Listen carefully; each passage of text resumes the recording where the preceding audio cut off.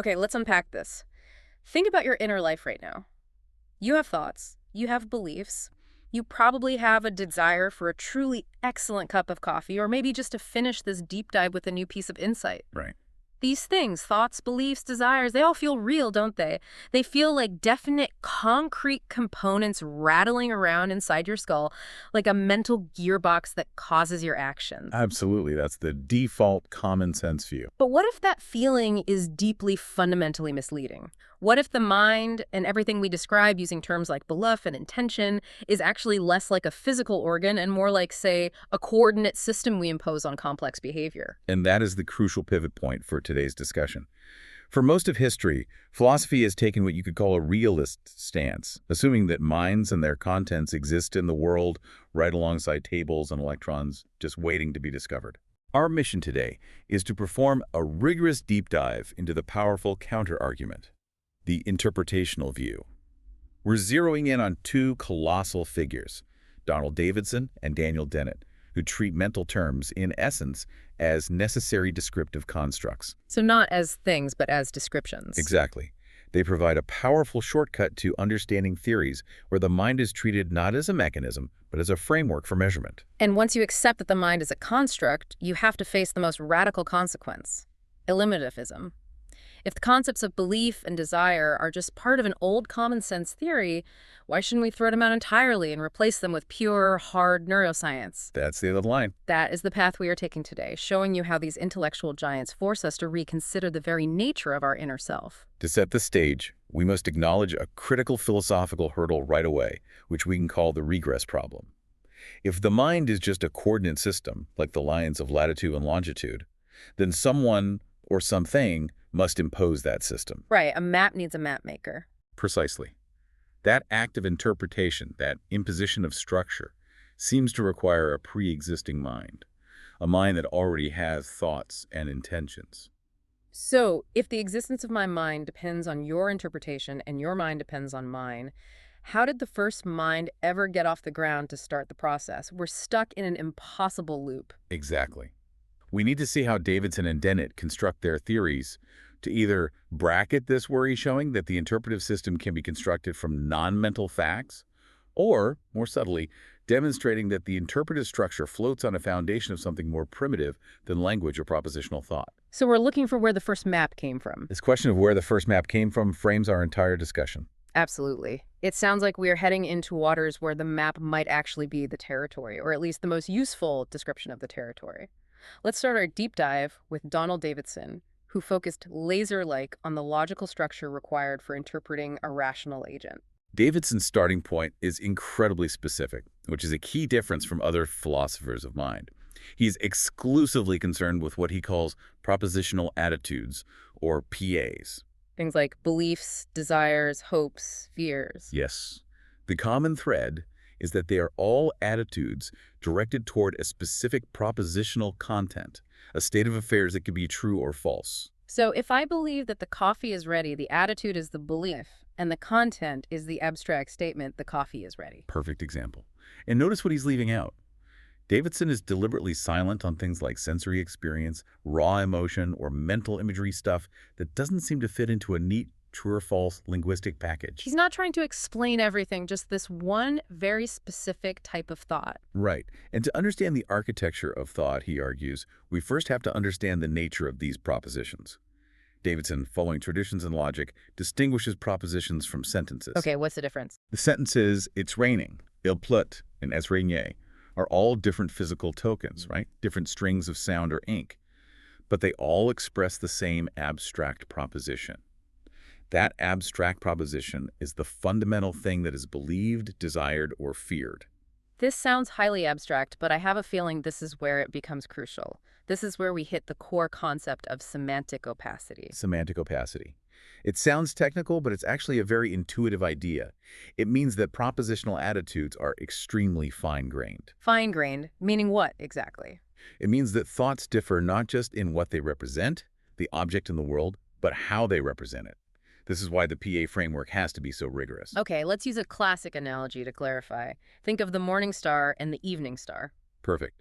Both names refer to the exact same physical object, the planet Venus. Right. So the thing in the world is identical. Precisely. Now imagine an ancient astronomer who sincerely believes the morning star is visible at dawn. But because they have no idea the morning star is the same as the evening star, they actively fail to believe the evening star is visible at dawn. They might even deny it. Even though the objects are identical, the facts are identical, the internal mental representation, the propositional attitude is different. The difference lies in the way the content is packaged for the mind. That's it. That's semantic opacity. And Davidson argues that only a creature that possesses a fully fledged language is capable of honoring this. Language is what allows us to represent the same state of affairs in different ways, like morning star versus evening star, or Socrates versus the husband of Xanthippe. And this leads to a massive consequence then. The huge one. For Davidson, it means that creatures without language cannot have true propositional thought. And this brings us back to Spot the dog. I mean, we all do this. Spot certainly acts as if he believes his owner is home and desires a treat. He does. But according to this very strict view, Spot lacks the capacity to manipulate the fine-grained linguistic distinctions required to have a true belief. He can't distinguish between the belief my owner is home and the person who fills my food bowl is home in the systematic way that language allows. So Davidson is sacrificing our common sense intuition, what we call folk psychology, for logical rigor. He is. If you, the listener, feel intuitively that Spot must have beliefs, then you are arguing that the PA framework does not necessarily require the systematic compositional structure of a natural language. But Davidson demands it. He insists that the very structure of belief, which permits semantic opacity, is inseparable from the structure of language that permits infinite sentence construction. So he's saying that if you can't tell the difference between the morning star is beautiful and the evening star is beautiful internally, you don't really have the concept of belief as we define it. You don't have propositional belief. You might have simple representation, maybe some kind of pre-linguistic mapping of the world, but you don't have the structured thought that allows for genuine rationality, revision, and coherence. Okay, let's accept this powerful link between language and thought for a moment. If we want to understand what a belief is, Davidson says we must start by figuring out what is required for the interpretation of speech. Yes, the whole problem gets reframed. It's not about looking inside the head. It's about figuring out what it takes for you and me to understand each other. And understanding and utterance is a complex skill, a practical technique we use to associate meaning. And he's focused here strictly on literal meaning, right? Not what I'm trying to hint at. Exactly. We have to distinguish it from speaker meaning. If I say, the coffee is cold, the literal meaning is about the temperature of the liquid. My speaker meaning might be, I am unhappy and want new coffee. Interpretation has to ground itself in the literal factual claim first. And how do we determine that literal meaning for every single declarative sentence in a language? I mean, there's an infinite number of them. By grasping its truth conditions. What must be the case in the world for that sentence to be true? Davidson proposes that this ability, which every competent speaker possesses, is constituted by having internalized a systematic structure he calls a T-theory, which he models on Afratarsky's work in formal logic. Okay, T-theory. This is what we need to de-emphasize the jargon and focus on the functional implication. A T-theory doesn't define what truth is, does it?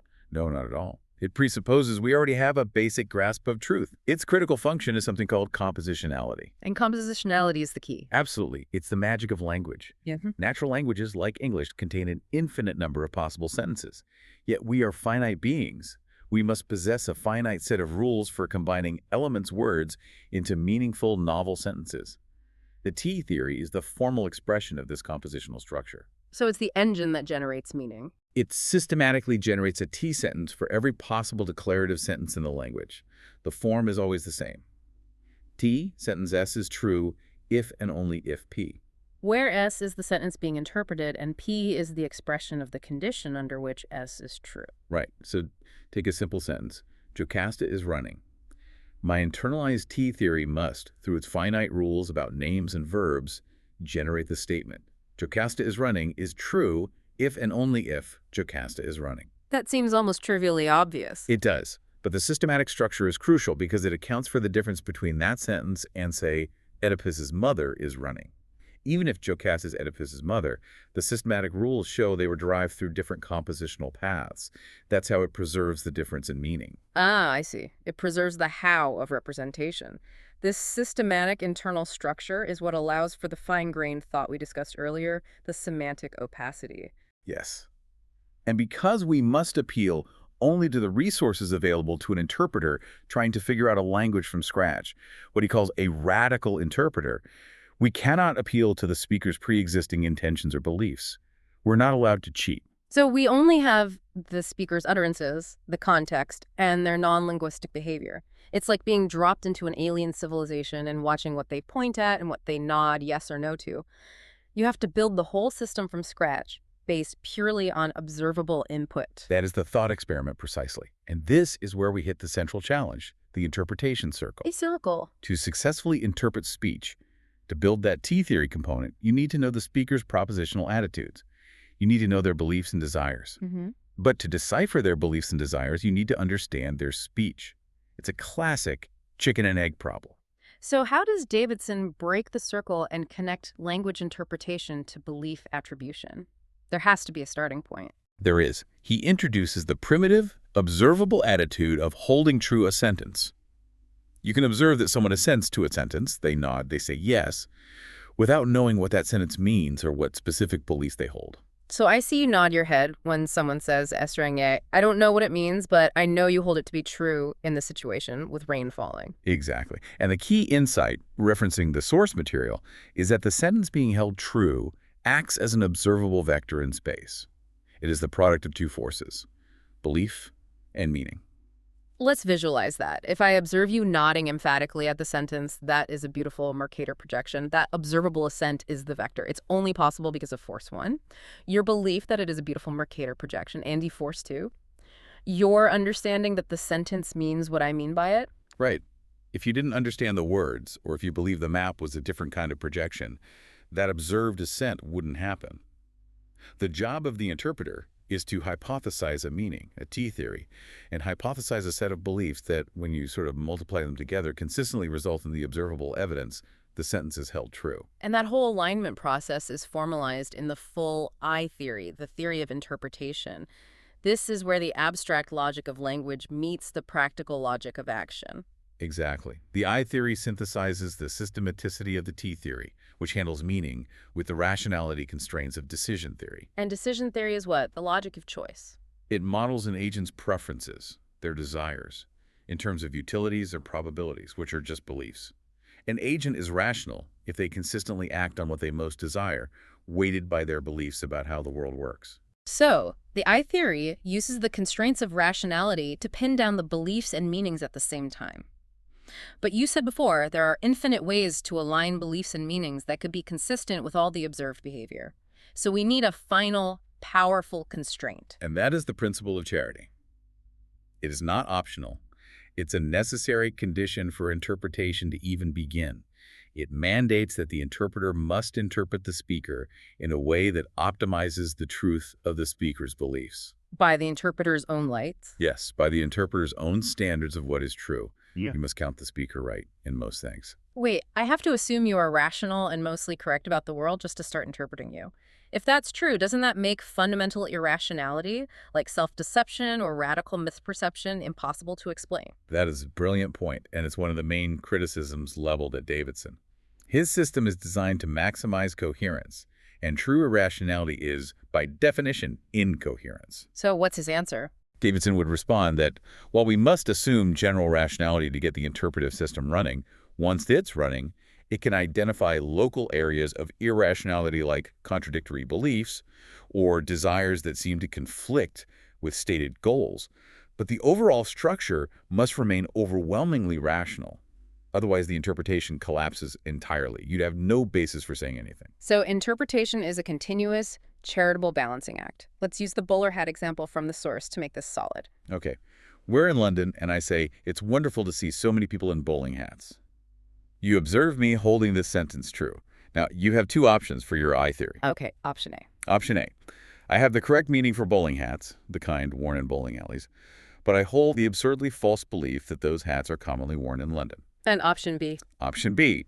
I have a slightly incorrect meaning. I'm just confusing the term bowling hats with bowler hats. But I hold the true belief that we are surrounded by people wearing bowler hats. Charity compels option B. It's a far smaller philosophical cost to ascribe a minor linguistic confusion than to saddle you with a host of wildly false, easily correctable beliefs about fashion and custom in London. The interpretation that makes the speaker most rational and successful is the one that is correct. Correct. But here's the profound implication. Even with charity, Davidson acknowledges the indeterminacy of interpretation. Meaning, even with this powerful tool, there's still wiggle room. More than wiggle room. Right. It remains logically possible for two utterly divergent I theories to be perfectly compatible with all actual and possible evidence about a speaker. All of it. So imagine interpreter alpha concludes, I believe, tigers have stripes, and interpreter beta concludes, based on some systematic translation adjustment, that I believe tigers do not have stripes. Yet, both theories equally predict all my behavior and all my utterances. Which one is the real description of my mind? Davidson's controversial answer is that they're both equally correct. There is no single, uniquely real description. Whoa, okay, that's a big leap. How can two contradictory statements both be correct? Because this is the moment where we fully embrace the measurement analogy. He says these aren't substantive differences. They must be merely notational variants. Notational variance. Think back to the map analogy. Compare a Mercator projection map of the world with a spherical projection map. On the Mercator, Greenland looks massive, larger than South America. On the spherical map, Greenland is accurately sized. Are these maps fundamentally contradicting each other about the size of Greenland? No. They're both correct descriptions of the size and location, but they are using different coordinate systems, different ways of mapping the curved surface onto a flat plane. The difference is in the descriptive system, not in the underlying geophysical fact. Davidson asserts that the PA framework is exactly like this. We are imposing a highly structured logical domain, the I theory, constrained by rationality and decision theory, onto the complex behavioral dispositional structure of an agent. So when we ascribe beliefs and desires, we are not locating hidden physical mechanisms inside the brain. We are imposing latitude and longitude lines onto the person's dispositional terrain. Yes, it would be a fundamental category mistake, Davidson says, to look for a physical object corresponding to the belief tigers have stripes, just as it's a mistake to think the lines of latitude are physical grooves carved into the Earth's surface. This allows Davidson to resolve the dilemma of mental causation without resorting to physical mechanisms. If beliefs aren't physical gears, how can reasons be causes? The I theory's success is purely descriptive. It reveals and describes the systematic structure of an agent's dispositional system. This structure, once described systematically, has predictive force. The reasons are causes because they are part of a systematic, causal network of dispositions. But if the explanation is purely descriptive, based on the mathematics of rationality, isn't that just a fancy way of saying we don't know the real physical causes in the brain? Davidson insists that reasons are causes, and that the causal explanation is grounded in the systematic relationship described by the I theory, not a specific neural state. Yeah. Let's revisit the Brussels sprouts example from the outline to demonstrate the subtlety.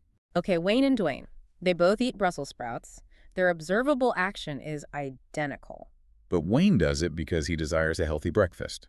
Dwayne does it because he desires self-control. Okay, same action, different reasons. Yet their underlying dispositional makeup is different. In decision theory, desires are assigned numerical utilities or motivational force. For Wayne, the desire for health has a higher utility, outcompeting the desire for instant gratification. For Dwayne, the desire for self-control has the highest utility. The I theories capture this difference in the agent's systematic dispositional character. So the causal difference isn't that a desire neuron fired differently in each of them. The causal difference lies in the global system, how their overall set of beliefs and desires interrelate to produce the action. The I theory captures this relative motivational strength, making the difference in the explanation causally relevant, even if it's not mechanical. It's the elegance of the math that explains the action. And this brings us back finally to that regress problem. If the mind is a measurement system, where did the first measurement come from? If thought requires language, and language requires interpretation, which requires thought, You back in the circle? Davidson avoids the problem by appealing to the necessary existence of a community of interpreters. The dependence is not causal, it is constitutive. Your possession of propositional attitudes depends on your place within an ongoing linguistic community. Much like being 5 feet tall depends on the existence of a standardized measurement convention. There's no first 5-foot-tall person in a vacuum. That's abstract, but it grounds the system in external practices rather than in isolated internal minds. Furthermore, we can push beyond Davidson to suggest that this whole system of PA thought floats on a sea of non-propositional mentality. What does that mean? This is the non-linguistic, qualitative, spatial, and sensory capacity we share with other animals. Spot the dog has it. These non-propositional capacities allow for the rudimentary intelligent action, the non-linguistic cooperation and communication. That creates the foundation for the linguistic practices necessary for the I theories to get off the ground. That provides a comforting lifeline. The initial capacity for intelligence isn't propositional. It's something more basic, more animal. Okay, Davidson showed us how the mind must be viewed as a logical, systematic measurement device to honor rationality. But what if we throw out the requirement for logical elegance and just focus on what's useful for sheer prediction? That seems like a good bridge to Daniel Dennett's instrumental approach. A perfect transition. Dennett's approach is a pragmatic sibling to Davidson's, but far, far broader. He regards mind concepts, beliefs, desires, goals instrumentally. Meaning as tools. Exactly. For Dennett, the truth of a mental attribution hinges not on whether the object truly possesses those internal structures, but on whether the attribution is useful for predicting its behavior. This is the famous intentional stance. We adopt it toward any system whose behavior is so complex that treating it as a rational agent with intentions is the most efficient way to understand it. And the attribution is literally correct if it is serviceable. This emphasis on utility allows Dennett to apply the intentional stance universally. We use it to explain a robin hunting worms. It desires food and believes the ground holds worms. That's easy. But he takes it much further. Much further, he applies it to non-biological systems. When your desktop alerts, printer is out of paper, and you say the computer believes the printer is out of paper and desires to inform you, Dennett says that's not a metaphor. Wait, you're saying I must take the computer's belief literally? He insists it is literal. The computer's behavior is so complex that the quickest, most efficient way for you to predict its response, it won't print, it will warn you, is to treat it as a rational agent with those specific limited intentions. This stance applies to the elm tree sinking its roots for water, or even a sophisticated thermostat believing the room is too cold. Isn't that just playing with words? I mean, where does Dennett draw the line between a genuinely useful description and plain old metaphor? The line is drawn at predictive power. If the intentional attribution consistently yields successful, rapid prediction of the system's behavior, then the attribution is correct. If treating the computer as a rational agent with those limited goals saves me hours of checking code or circuits, then the intentional stance has proven its utility and is therefore justified. So it doesn't mean the computer suffers or has feelings. Not at all. It just means it is a system whose behavior is well predicted by this type of description. This gives us a key difference from Davidson. Davidson uses rationality as a constraint for truth. Dennett uses rationality as a tool for prediction. A much more pragmatic view. Very. The intentional stance is the highest level, most abstract way of applying our measurement framework. It's the most economical tool in our kit. But if the intentional stance is just the surface, Dennett provides us with ways to dig deeper, depending on how detailed our predictive needs are. We can shift down to the design stance. Right. We resort to the design stance when the intentional stance fails, or when we want to understand how the system achieves its ends. We stop asking, what does it want? And start asking, how is it engineered to achieve its goals? And that engineering could be done by a programmer or by evolution. Exactly. Explaining a bird feigning a broken wing to lure a predator away from its nest is done best by the design stance, reflecting on its evolutionary programming. Explaining why my computer just stalled is done by the design stance, looking at its software architecture. And this complements the intentional stance. It doesn't falsify it. Correct. You're explaining competence by breaking it down into smaller, dumber competences. The retina has an intelligent function, which we can understand by looking at its component cells, rods and cones, which perform limited, narrower, yet still goal-directed functions. And the final step, the bottom layer, is the physical stance. This is where we anchor the entire complex system into non-mental facts. We recursively analyze components until we reach a level where the mechanisms are so trivial or single-minded that they are best described purely by physics and chemistry. This is the realm of atoms, molecules, simple cellular responses, or the flow of electricity across a circuit board. This is the level where all the intentional talk is finally discharged. We show how the complex intentionality observed at the top level, the system wanting to survive, emerges from massive quantities of simple, non-intentional facts at the bottom level. The biochemistry of individual cells responding to gradients, for example. This hierarchy is Dennett's answer to the threat of circularity, or the homunculus fallacy. We don't explain the mind by positing a tiny, complex mind inside the head. We explain intentionality by showing how it stems from the sheer complexity and organization of non-intentional physical and chemical interactions. This system allows Dennett to construct a brilliant hierarchy, distinguishing true thought from mere representation. He says a sea slug can represent its environment, but it cannot truly think. What's the difference? True thinking, for Dennett, requires second-order representation, the capacity to represent your own representations, to think about your thoughts. It's self-reflection. Exactly. And he traces the evolution of this capacity, which he thinks is critically linked to the emergence of language. Language, particularly the need for cooperative communication, for trading information, or even misleading others, is what drives the requirement for sophisticated self-monitoring and reflection. Let's break down this hierarchy, because this is where we gain the most insight into animal minds and the gappiness of intelligence. At the bottom are the Darwinian minds. These are hardwired systems. Their responses are optimal, but only because they were shaped exclusively by the long, slow process of evolution. They're born knowing how to survive. They don't learn from individual experience. Like a simple insect navigating by instinct. Perfect example. They execute the evolutionary program perfectly, or they die. There's no learning in their lifetime. Next up are the Skinnerian minds. These minds are capable of learning via trial and error, or operant conditioning. They can modify their behavior based on positive or negative reinforcement from the environment. They essentially ask, what should I do next? But they only find the answer through physical hard knocks. A dog learning a new trick through repetition and reward is a classic example. Their environment is the ultimate teacher. Right. But this is very different from the next level, the Popperian minds. And this is a major evolutionary leap. A huge leap. Popperian minds, which you see in animals like rats or crows, can construct cognitive maps and run simulations. They can test hypotheses in their heads, anticipating errors and avoiding lethal mistakes before they happen. They ask, what should I think about next, before committing to an action? Can you give us a concrete example of the difference between Skinnerian and Popperian? Sure. Think of a Skinnerian pigeon trying to find a maze exit. It just sort of bangs around randomly until it finds the reward, and then over time it reinforces that pathway.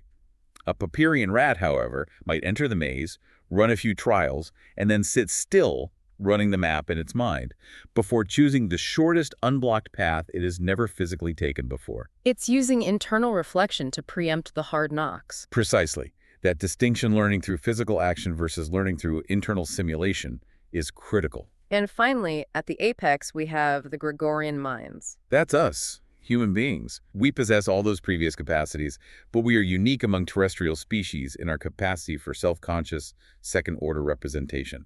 And this is enabled by our public shared language. We don't just test our own thoughts. We trade thoughts. We correct each other, and we use external tools like writing, mathematics, and computers to scaffold our thinking. This explains why non-Gregorian intelligence seems so gappy.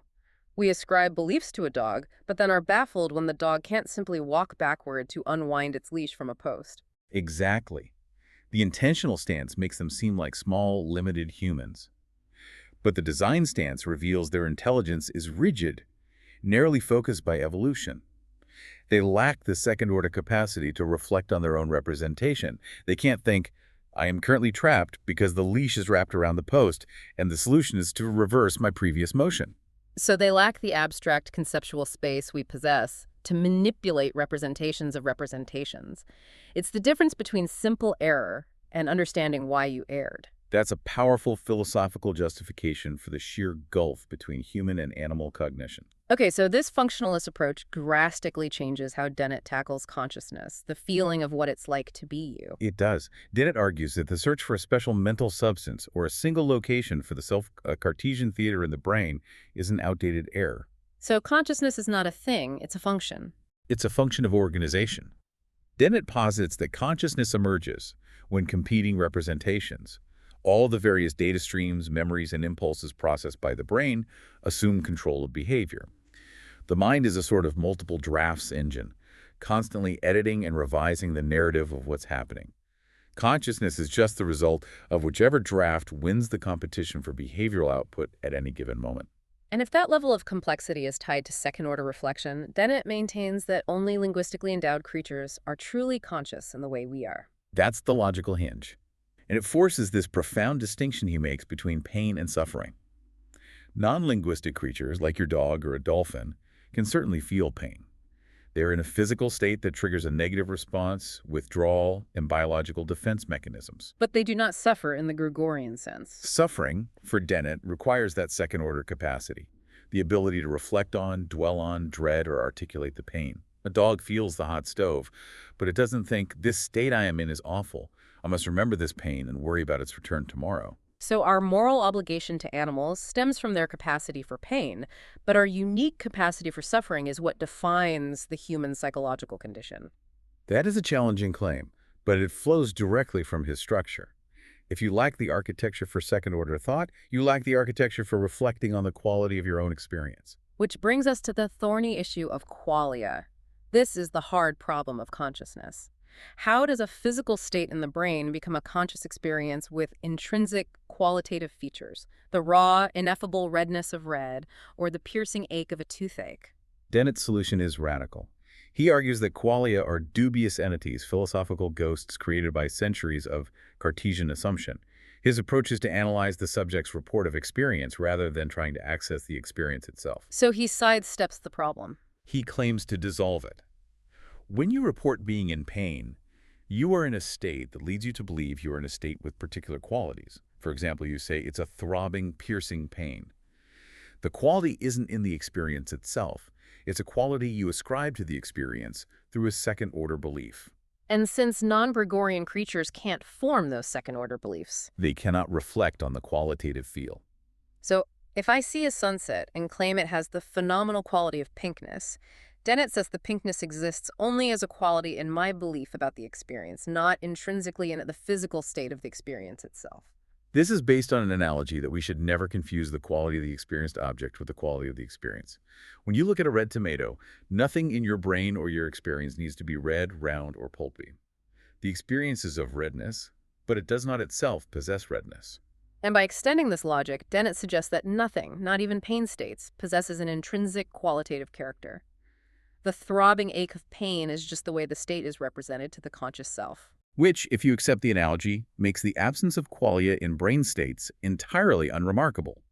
We are simply shedding the philosophical baggage that demanded that consciousness must possess some extra, intrinsic, qualitative oomph. This is a powerful, elegant solution, but it generated immediate and severe critique.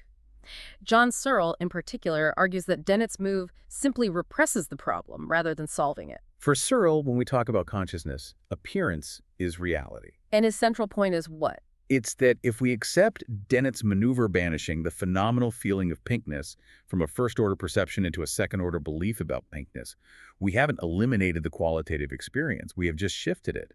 The troublesome phenomenal quality now resides in the belief itself. The belief now has to have that pinkish quality. The qualitative feeling still indisputably exists somewhere in the mental system. We just labeled it differently. It's like hiding a burning log under a blanket. The heat is still there. Moreover, Searle attacks the structure of consciousness itself. Consciousness, such as the simple, non-reflective awareness of your surroundings or the disposition of your limbs, does not seem to require awareness that you are aware. Right, I don't have to think I am aware of the room to be aware of the room. Exactly. So why would adding a second-order belief about a non-conscious first-order state suddenly make the whole package conscious? That seems to defy our basic experience. Searle argues that the capacity to reflect is a further feature of consciousness, not its constitutive feature. So critics claim Dennett essentially eliminates the very thing he set out to explain by defining consciousness only in terms of its organizational function, ignoring the felt internal aspect that makes it so philosophically interesting in the first place. That's the heart of the debate. It highlights the tension between the usefulness of the interpretive stance and the stubborn persistence of our subjective experience. Okay, so we've moved from Davidson's mind as logical measurement to Dennett's mind as predictive utility. Both views suggest that beliefs and desires are constructs, systems we impose. This brings us inevitably to the most radical philosophical position, eliminative materialism, Championed by Paul and Patricia Churchland. who basically say that if these constructs are just a theory, and it's a bad theory, we should simply throw it away.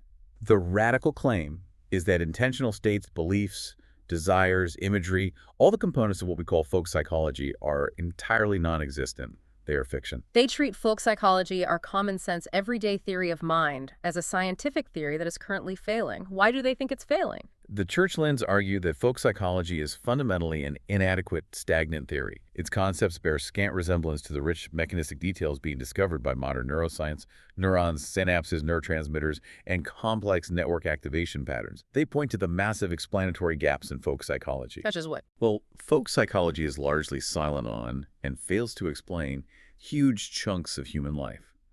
It offers no real explanation for why we sleep, what happens during learning, how memory is stored and retrieved, what causes various mental illnesses, or the nature of creativity. If it were a truly robust scientific theory, it should be able to integrate with biology and explain these phenomena. But it doesn't. It just offers vague, high-level terms that don't interface with the underlying reality. It hasn't progressed in thousands of years. That makes the claim concrete. If a scientific theory can't explain sleep or mental illness, it's not a good theory. And when a new, better theory comes along, say a unified theory of neuroscience, the old theory faces one of two historical outcomes. The benign fate is theory reduction. The old theory's concepts are shown to be nothing but the concepts of the new underlying physical reality. Like temperature. Perfect example. Right. The old concept of temperature was reduced to mean molecular kinetic energy. Temperature didn't cease to exist. It was eliminated, preserved, and explained by the new physics. But the brutal fate is theory elimination. Elimination happens when the concepts of the old theory refer to nothing real at all. Think of the historical concept of phlogiston, a substance thought to be released during combustion, or caloric, the impalpable fluid thought to flow when bodies were heated. Once heat was understood as molecular energy and combustion as oxidation. Phlogiston and caloric were eliminated entirely. They were not reduced. They were discarded as referring to non-existent entities. And the Churchlands predict this latter fate for folk psychology. They believe neuroscience will develop a comprehensive theory of mind that does a far better job of explaining and predicting behavior without ever needing to reference terms like belief, desire, or intention. And the conclusion is shattering. If they're right, it will become simply false that anyone has ever truly acted on a belief or been guided by a desire. We might continue to talk that way out of convenience, just as we talk of the sun rising. But if our aim is a true and accurate description of reality, we will be obliged to admit that these things do not exist. Our entire mental coordinate system will be deemed the wrong one. The wrong one entirely. This inevitably leads to the immediate crushing paradox. If no one believes anything, how can the eliminativists believe their own thesis or expect us to accept their arguments? Accepting an argument is predicated on having a reason for belief concepts the theory itself denies. It seems to commit conceptual suicide. It does appear that the premise undermines the possibility of its own assertion. If I say, I believe eliminativism is true, I am contradicting the very thing I'm claiming. But the philosophical response is that this reaction is too quick. The inability to assert or believe a theory does not automatically prove the theory is false. Right. We can formulate hypotheses that, if true, render the act of assertion inconsistent. The classic example you mentioned. All assertions are false. If that statement is true, it cannot be asserted because the assertion itself would be false. Yeah. Yet its truth value is logically independent of its assertability. So the inability to reasonably believe the eliminativist thesis without assuming its falsehood does not mean the world is not as the eliminativist describes it. Exactly. The challenge isn't about whether eliminativism is false. It's about whether we, as language-using, folk psychology-bound creatures, can truly grasp it from our current position. This is where we need the intellectual scaffolding provided by Ludwig Wittgenstein's analogy of a ladder. Wittgenstein famously suggested that the propositions used to formulate his philosophical thesis served as steps to climb beyond, which must then be thrown away after the user has successfully climbed up them. You use the ladder to get onto the roof, then you kick the ladder away. You don't need it anymore. The eliminativist statements might succeed indirectly by showing the reader the radical limitations of folk psychology, rather than relying on the very concepts of belief and reason that they seek to deny. The statements act as a conceptual catalyst.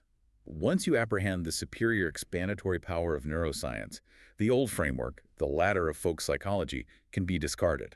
That means the eliminativist isn't asking us to believe their theory in the folk psychological sense. They're asking us to transition our entire conceptual framework to a non-folk psychological state. The truth of the thesis is what dismantles the possibility of belief rather than belief being required to establish the truth. It forces us to confront the deepest implication of the mind as measurement idea If the measurements are systematic and elegant, like for Davidson, or highly predictive, like for Dennett, we can keep them. But if they are systematically wrong about the underlying reality and fail to explain major phenomena, like the eliminativists claim, then the rational move is to ditch the map entirely. This was a thrilling intellectual workout. We began with the intuitive realist mind and immediately shifted to Davidson's mind as logical measurement. Propositional attitudes, we learned, are defined by systematic I theories and the overwhelming constraint of rationality. Which forced us to see beliefs and desires as notational variants, like different map projections of the same terrain. We then transitioned to Daniel Dennett's radically instrumental perspective, where beliefs and desires are judged only by their predictive utility across the three stances: intentional, design, and physical. Dennett showed us that true thought requires second-order representation, clarifying the gappy nature of animal intelligence and leading him to effectively eliminate the concept of intrinsic qualitative feeling, or qualia, by reducing it to a second-order belief about experience. And finally, we faced the radical challenge of eliminativism, which treats our common-sense mind theory folk psychology as a failed science, predicting that beliefs and desires will face the same fate as phlogiston and caloric, replaced entirely by neuroscience because they refer to nothing real. The core lesson here for you, the learner, is profoundly simple. The practical predictive power of a theory, even one as deeply ingrained as folk psychology, does not guarantee that its components correspond to mechanistic reality. Both Davidson and Dennett, in their own ways, provide serviceable frameworks for describing complex behavior. But whether we adopt Davidson's logical constraints or Dennett's instrumental utility, we are forced to ask, what truly counts as an explanation of human behavior? Is the job done when we reveal the hidden gears, or is it done when we provide the most elegant and serviceable predictive structure? That's the question. And here is the final provocative thought for you to mull over. If Davidson is correct that two wildly different, internally consistent I theories are merely notational variants that are equally predictive and equally correct, one describing your desire for self-control as primary, the other describing your desire for health as primary, and if there is no deeper fact of the matter concerning your propositional contents, does your true self or your foundational motivation exist independently of the systematic description an interpreter imposes upon you? And if we accept the mind as a measurement system, is the ultimate nature of your personality defined simply by the elegance and predictive power of the math we use to describe your dispositional character? Think about that the next time you try to interpret the actions of your dog or perhaps your own actions.